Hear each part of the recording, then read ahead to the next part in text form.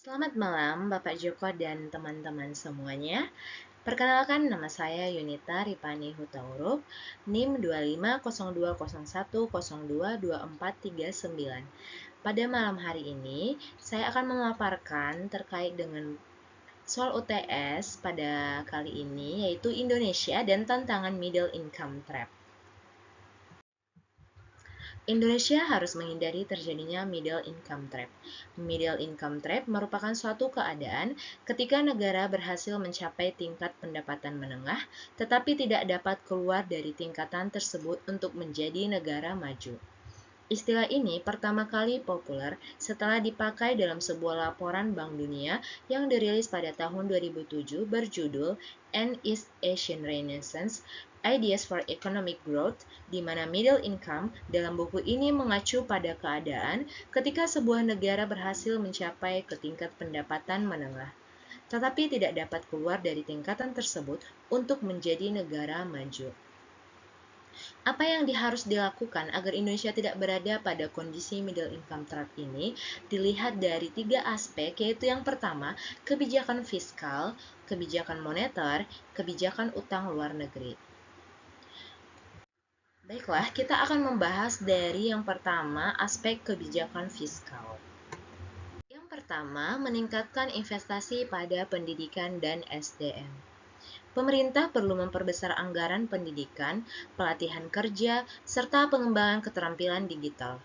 Tenaga kerja yang terampil akan meningkatkan produktivitas nasional dan mendorong terciptanya inovasi. Saat ini, persaingan global tidak lagi mengandalkan tenaga kerja murah, tetapi tenaga kerja yang memiliki kompetensi tinggi dan mampu beradaptasi dengan perkembangan teknologi.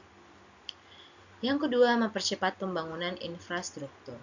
Pembangunan jalan, pelabuhan, bandara, jaringan internet, dan sarana transportasi harus terus ditingkatkan. Infrastruktur yang baik akan menurunkan biaya logistik, memperlancar distribusi barang, serta meningkatkan daya saing industri nasional.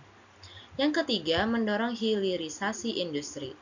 Pemerintah perlu memberikan insentif pajak kepada industri yang mengolah bahan mentah menjadi produk bernilai tambah tinggi. Indonesia tidak boleh hanya menjadi eksportir bahan baku, tetapi harus menjadi produsen barang jadi yang memiliki nilai ekonomi lebih besar. Contohnya adalah hilirisasi nikel yang digunakan untuk industri baterai kendaraan listrik. Yang keempat, meningkatkan efektivitas belanja negara.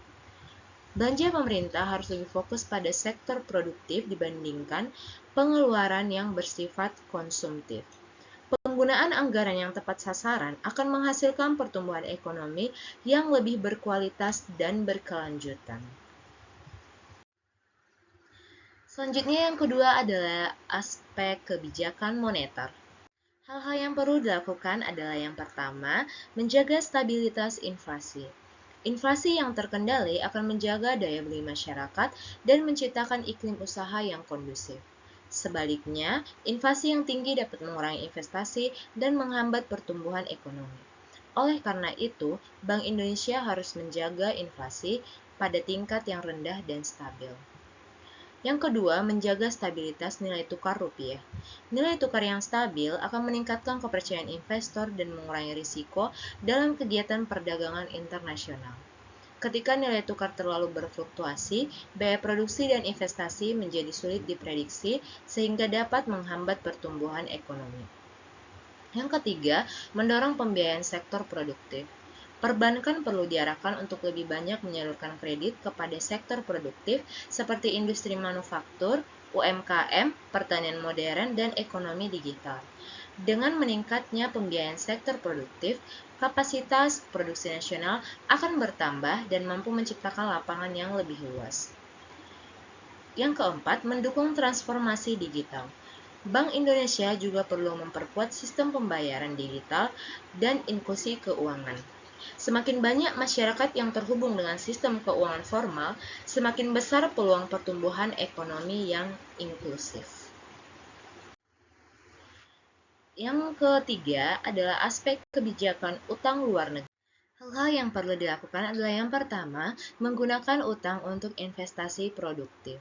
Utang sebaiknya digunakan untuk membiayai proyek-proyek yang mampu menghasilkan manfaat ekonomi jangka panjang seperti pembangunan infrastruktur, pendidikan, kesehatan, dan teknologi.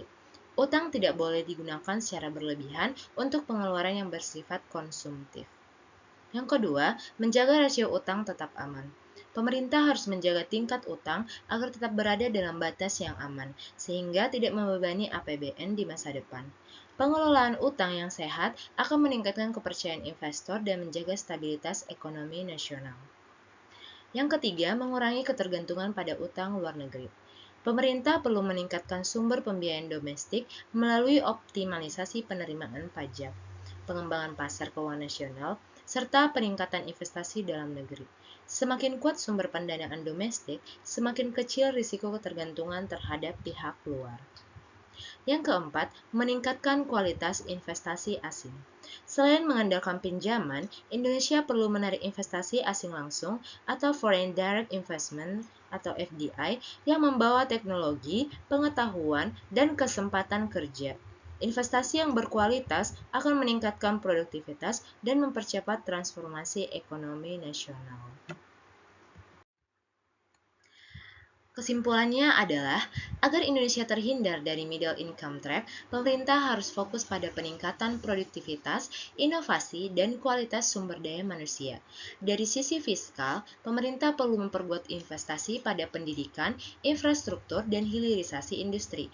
Dari sisi moneter, stabilitas inflasi, nilai tukar, serta dukungan terhadap sektor produktif harus terus dijaga. Sementara itu, utang luar negeri harus dikelola secara hati-hati dan diarahkan pada kegiatan yang menghasilkan nilai tambah bagi perekonomian.